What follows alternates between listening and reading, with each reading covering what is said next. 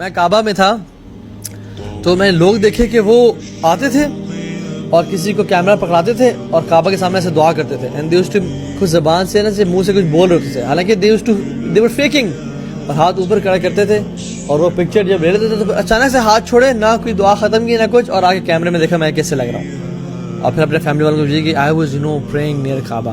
یا اللہ، حالانکہ یہ شخص دعا نہیں کر رہا، یہ شخص پوز کر رہا ہے کعبہ میں، بیت اللہ میں، اور عبادت میں دکھلاوا تو حرام ہے،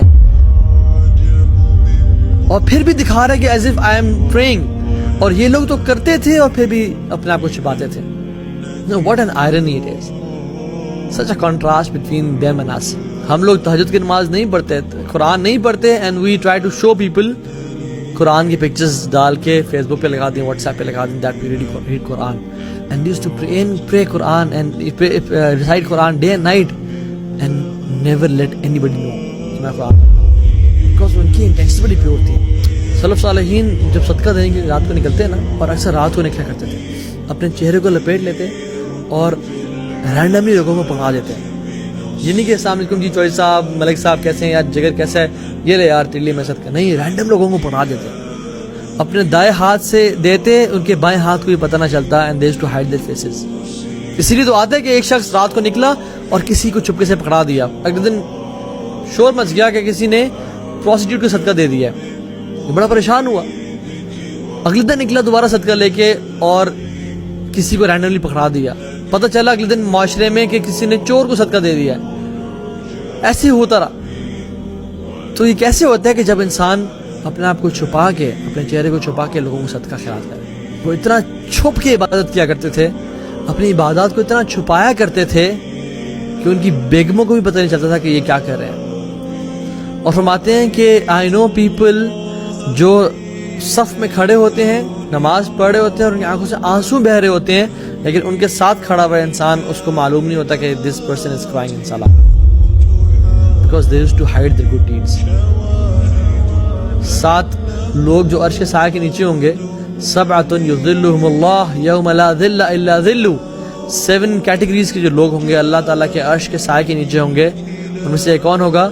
رجل ذکر اللہ خالیا ففاضت عیناہ، وہ شخص جو اکیلے میں تنہائی میں اپنے گناہوں کو یاد کر کے رویا اور اس کے آنکھوں سے آنسو بہہ گئے. ففاضت عیناہ، اس کے آنکھوں سے آنسو بہہ گئے. یہ اکیلے اور تنہا تھا. He was sincere کہ اللہ میں آپ کے لیے کر رہا ہوں. عبد الواحد ابن زید کہتے ہیں کہ the acceptance of your supplications، آپ کی دعا کی acceptance is attached, connected and bonded with sincerity and there is no way you can separate between the two. آپ چاہتے ہیں آپ کی دعائیں قبول ہو جائیں، آپ چاہتے ہیں کہ اللہ تعالیٰ آپ کی ہر دعا قبول فرمائے، اپنی سنسیریٹی پہ کام کریں. اور ہم لوگ کوئی نیک عمل کر لیں تو کیا کرتے ہیں؟ فوراً سے سیلفی لی اور فیس بک پہ ڈال دی. you guys know I am very I love charity and I love spending money on people and یہ تو وہ، مجھے لوگوں کی خوشی، لوگوں کی خدمت کرنے بہت مزہ آتا ہے، اور اپنی تعریفیں بے تعریفیں اور اپنی پروموشن. اپنی زندگی میں کچھ اعمال ایسے ضرور رکھیں جس کے بارے میں کسی کو نہ پتا ہو سوائے اللہ تعالیٰ کے. ٹھیک ہے، کچھ کام کریں لوگوں کی ترغیب کے لیے، ہمیں اسپیشلی جو کہ دین کا کام کر رہے ہیں اور ہمیں کچھ کرنا پڑتا ہے، لیکن کچھ اعمال ایسے مخفی اور سیکرٹ رکھیں جن کے بارے میں کوئی نہ جانتا ہو سوائے آپ اور اللہ تعالیٰ کے. ہم جس طرح اپنے گناہوں کو چھپاتے ہیں نا، وہ لوگ اپنی نیکیوں کو اسی طرح چھپایا کرتے تھے.